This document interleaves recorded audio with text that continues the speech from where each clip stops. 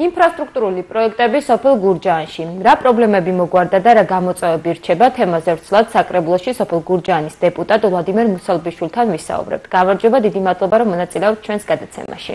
გამარჯობა, დიდი მადლობა მოწვევისთვის.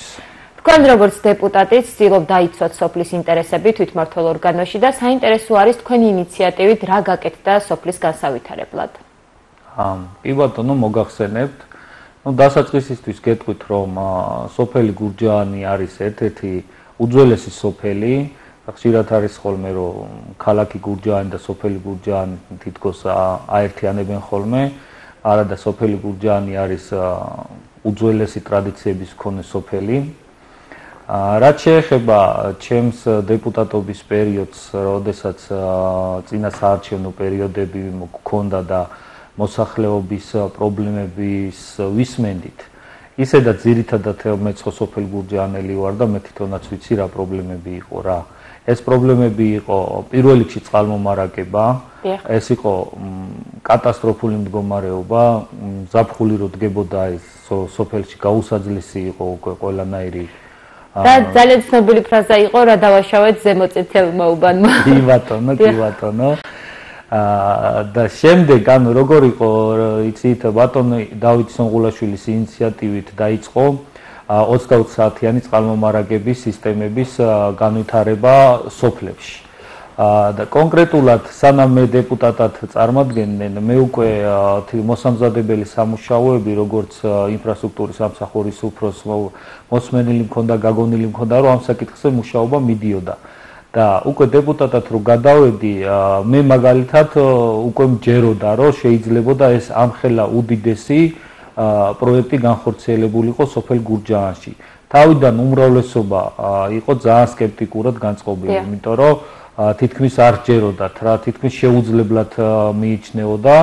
იქიდან გამომდინარე, რომ ეს სამუშაოები რო დაიწყო, მე თვითონაც ხო ჩართული ვიყავი და დაახლოებით 40 კილომეტრი მარტო შიდა ქსელი ჩალაგდა მთელ სოფელში. თითოეულ მოქალაქეს, თითოეულ მოსახლეს ინდივიდუალურად ახალი სასმელი წყლისთვის ვარგისი მილები მიუვიდათ სახლში. რაც შეეხება სამუშაოებს, სოფელ გურჯაანს მაგხრივ ძალიან გაუმართლა, იმიტომ რომ შეხვდა კეთილსინდისიერი კომპანია, რომელმაც ძალიან კარგად იმუშავეს, ვადებში დაამთავრეს, გამართეს ქსელი და ის პერიოდებიც მახსოვს, რომ ქსელი რო გამართული იყო და თავიდან მოსახლეობას ჰქონდა ესეთი პრობლემა, მათ შორის მეც. არ ვიყავით შეჩვეული წყლის დაზოგვას, ასე ვთქვათ რა, რომ ესე ქაოტურად რომ მოდიოდა და მიდიოდა ეს წყალი, მოსაწესრიგებელი ჰქონდა ონკანები და ესეთი რაღაც ინფრასტრუქტურული საკითხები სახლში. და ესე მოხდა, რომ ყველა წმინდაში ეს 2000 ტონიანი რეზერვუარი რო გაკეთდა, თავიდან პირველი კვირები თითქოს სოფელს არ ყოფნიდა ეს მარაგი. და შემდეგ უკვე რომ ეს გამრიცხველიან და ეხა დღეის მდგომარეობით უკვე გაერთიანებული წყალმომარაგების კომპანიას გადაბარდა ოფიციალურად და უკვე გაერთიანებული წყალმომარაგების კომპანია ემსახურება ამ ჩვენ ქსელს. ყველანი მრიცხველი გვიყენია და ვიხდით გადასახადს. თელ სოფელს გაქვთ 24 საათიანი წყალმომარაგება, ხომ უკვე? დიახ, თელ სოფელს გვაქვს 24 საათიანი წყალმომარაგება, რომელიც ბევრისთვის მიუწვდომელ და განუხორციელებელ პროექტად ითვლებოდა და დღეს ეს პროექტი შემდგარია, მუშაობს, ყველასთან მიდის 24 საათიანი წყალმომარაგება. მუნიციპალიტეტში ერთადერთი სოფელი არის, სადაც ეს პროექტი დასრულდა, როგორც ვიცი. აი, რასაც ქვია 100% დასრულებული და უკვე გაერთიანებული წყალმომარაგებაზე გადაბარებული უკვე არის მარტო სოფელი გურჯაანი. და შედარებისთვის გეტყვით, აი წეგან რო ახსენეს 2000 ტონიანი რო არ ყოფნიდა და მაგას 6 ჭაბურღილი ამარაგებს, დღეის მდგომარეობით 2 ჭაბურღილი არის დატვირთვით ჩართული და თელ სოფელს ყოფნის, იმიტომ რომ ყველა მოვაწესრიგეთ ეს ისა, წყლის ფასიც გავიგეთ, ასე ვთქვათ და უკვე რაღაცა ახალი შემოვიდა სოფელ გურჯაანში. აი საშუალოდ რამდენს იხდით დაახლოებით თვეში? მე პირადად 10-დან 20 ლარამდე მომდის ხოლმე გადასახადი, იმიტომ რომ დიდი ოჯახი ვართ და ჩვენი მოხმარების თემა ესეა. საინტერესო ასევე თუ მოწმდება წყლის ხარისხი. წყლის ხარისხის შემოწმება უკვე როგორც მოგახსენეთ გაერთიანებულ წყალმომარაგებას ანუ სოფლის ინფრასტრუქტურის სამინისტროს სახელმწიფო სამსახური არის გაერთიანებული წყალმომარაგება, რომელიც როგორც თქვათ, ქალაქ გურჯაანში პასუხისმგებელია, რომ შემოწმებული და დაქლორილი და ყველანაირად გასუფთავებული წყალი მიაწოდოს, ასევე უკვე ყველა სოფელ გურჯაანის მოსახლესთან ვალდებულია, რომ მიაწოდოს ყველანაირად შემოწმებული წყალი. დიახ. კიდევ რა პრობლემები და გამოწვევები რჩება, გასაგებია რომ ეს მნიშვნელოვანი საკითხი გადაიჭრა. ერთ-ერთი, ანუ წინა ინტერვიუში ადრე მე ვახსენე ზუსტად, რომ აი ძალიან ბედნიერი და ამაყი ადამიანი ვიქნებოდი, რომ ეს პროექტი განხორციელდებოდა, რომელშიც დაახლოებით 7 მილიონი ლარი დაიხარჯა.